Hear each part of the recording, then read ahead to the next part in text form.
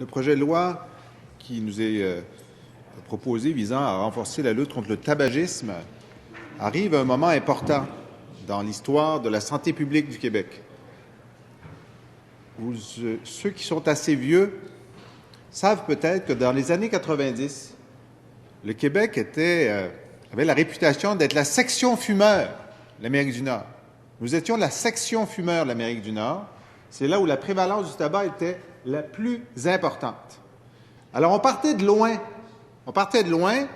Il y a des gens qui disaient qu'on n'y arriverait jamais. Il y a des gens ici qui ont des cheveux blancs comme moi et qui ont été dans des assemblées politiques, syndicales, d'associations, même dans les clubs optimistes, Richelieu, Rotary, dans les années 90, où il y avait le nuage de fumée. Et si quelqu'un avait levé la main en disant « Je propose que cette assemblée soit sans fumée », il aurait été vu comme un hurluberlu. Alors je dis ça, pas pour nous accabler, au contraire, pour dire que le changement est possible. Et le changement dans les attitudes, dans les mentalités, dans les façons de faire. Mais ce n'était pas seulement une bonne chose à faire, parce qu'il y avait des forces lourdes qui voulaient maintenir cette situation-là. Les compagnies de tabac. Les compagnies de tabac, eux, ils en faisaient de l'argent avec la section fumeur de l'Amérique du Nord. Eux, ils en faisaient des profits. Eux, ils aimaient ça, comment ça se passait.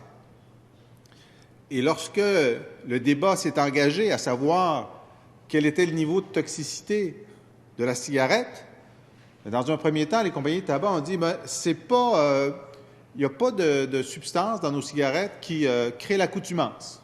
Ce qui était un mensonge éhonté, la nicotine crée l'accoutumance. C'est difficile d'arrêter de prendre une cigarette de l'habitude. Tous ceux qui ont essayé d'arrêter le savent. Moi, mon père le sait bien.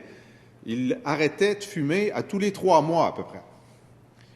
Alors, c'est très difficile. Et aujourd'hui, les médecins, les pneumologues, les cardiologues nous disent on reçoit des patients qui n'ont jamais fumé, mais dont les poumons sont comme s'ils étaient des fumeurs. Ils ont fumé de la fumée secondaire. Alors, pendant 60 ans, les compagnies de tabac ont tout fait pour maintenir leur taux de profit. Et un jugement récent au Québec, que je vais vous citer, a fait un petit peu le tour de l'ampleur de ce que les compagnies de tabac ont fait. Et c'est un jugement qui recoupe des jugements de dernière instance qui ont été entendus ailleurs en Amérique du Nord, en Europe. Alors, le juge Brian Riordan, le 27 mai 2015, il dit « En choisissant de n'informer ni les autorités de santé publique ni directement le public de ce qu'elles savaient, les compagnies de tabac ont choisi le profit avant la santé de leurs clients. Les compagnies ont conspiré pour empêcher le public de prendre connaissance des dangers inhérents au tabagisme et, ce faisant, elles ont commis une faute, le défaut d'informer. Imperial Tobacco, qui a eu au moins le cran de venir devant la commission, Imperial Tobacco et les autres compagnies ont commis des fautes outrancières du fait de déclarations publiques qu'elles savaient fausses et incomplètes à propos des risques et des dangers.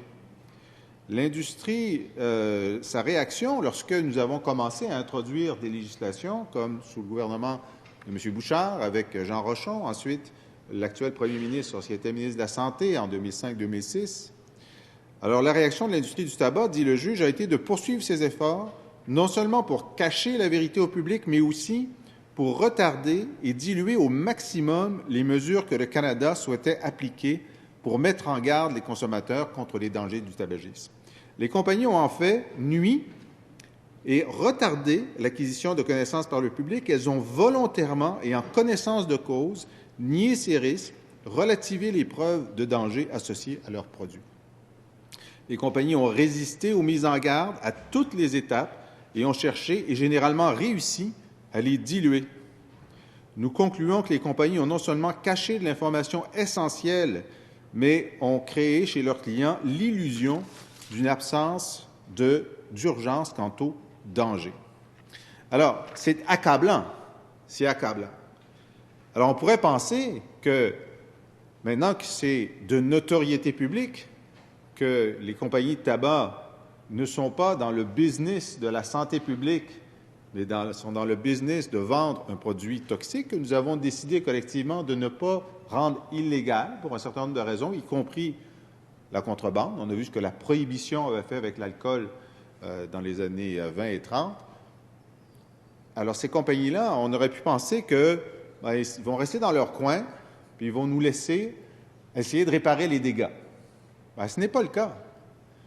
D'abord, une des choses les plus intéressantes que j'ai entendues de la part des compagnies de tabac, Imperial Tobacco, et des lobbies que les compagnies de tabac financent de façon subreptice et qui viennent se présenter sous divers couverts, c'est nous dire, écoutez, faites pas ça, n'augmentez pas les taxes d'abord parce qu'il y aura de la contrebande, et n'interdisez pas les saveurs comme le menthol parce que ça va aider la vente de produits de tabac de contrebande.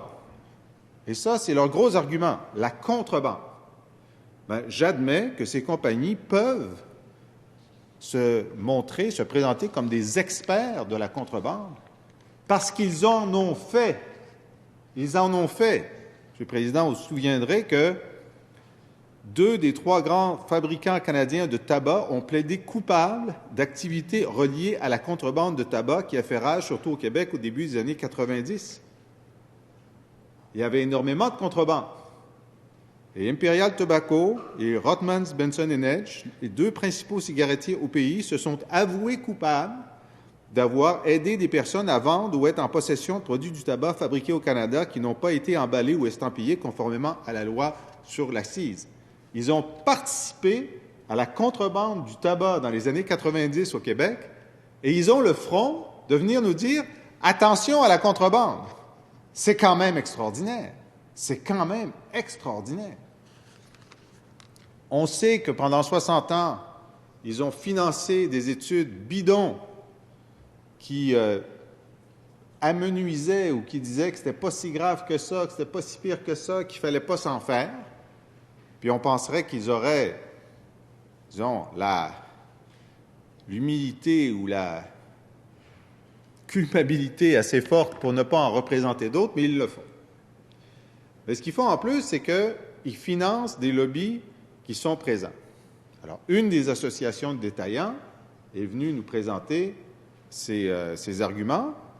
Sur ce qui concerne les détaillants, ils avaient de bons arguments, on les a écoutés, et en certains cas, on les a appuyés, puis moi j'ai appuyé certaines de leurs revendications. Mais lorsqu'ils sortaient de ce champ d'intervention, ils reprenaient les mêmes arguments que ceux de l'industrie du tabac. Alors, je leur ai demandé quelle est la proportion de votre budget qui vient des compagnies de tabac. Alors d'abord, ils ont dit « on ne sait pas », puis ensuite ils ont dit « on ne veut pas vous le dire ». Alors, on est loin de la transparence, là. On est loin de la transparence. Les compagnies de tabac sont présents dans ce débat. Ils ont des sous, ils ont des alliés, ils ont de la volonté, ils ont des lobbyistes, et ils n'arrêteront pas de nous empêcher d'agir. Et je le dis aussi parce que je sais que la ministre doit défendre une série d'amendements qu'elle va déposer au Conseil des ministres. Aujourd'hui, elle ne nous a pas donné beaucoup d'indications sur ce qu'elle va changer. Et je sais que ses amis au Conseil des ministres doivent avoir aussi une pression de l'industrie du tabac et de ses lobbies. Et lorsque j'ai présenté pour l'opposition officielle, le Parti québécois, une série d'amendements, j'ai noté la timidité du projet de loi. On est d'accord avec ce qu'il y a dans le projet de loi. On félicite la ministre et le gouvernement pour ce qu'ils ont mis dans le projet de loi. Mais compte tenu de ce qui est en train de se faire dans le reste du monde sur la lutte au tabagisme, ce projet de loi, il est timide.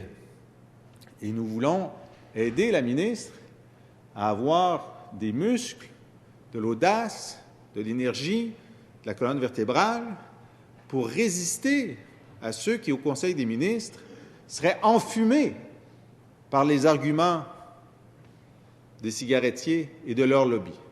C'est ça le risque qu'il y a devant nous. C'est ça le risque qu'il y a devant nous. Alors, je terminerai en disant que même si l'immense majorité des gens qui sont venus nous voir étaient favorables au projet de loi, voulaient aller plus loin, appuient les amendements que le Parti québécois a déposés, il reste un bout à faire. Et c'est un bout qui relève de la volonté politique du gouvernement libéral. Le gouvernement libéral qui est dirigé par un médecin, dont le secrétaire général du gouvernement est un médecin et dont un des ministres les plus importants est un médecin. Ils ont perdu un des médecins là, au début de l'année, mais on sent quand même qu'il devrait y avoir une préoccupation forte pour la santé publique. Alors, ce serait très décevant qu'on sorte d'un prochain Conseil des ministres avec un projet de loi 44 qui ne soit pas modifié substantiellement pour le bien de la santé publique. Alors, j'avise ceux qui nous écoutent, le combat n'est pas terminé. Au contraire, on arrive dans la période cruciale. Et c'est le temps de continuer à dire à vos députés, particulièrement aux députés de la majorité libérale, ne vous laissez pas intimider par les compagnies de tabac, par les lobbies. C'est le temps de faire un grand pas en avant contre le tabagisme au Québec. Merci, M. le Président.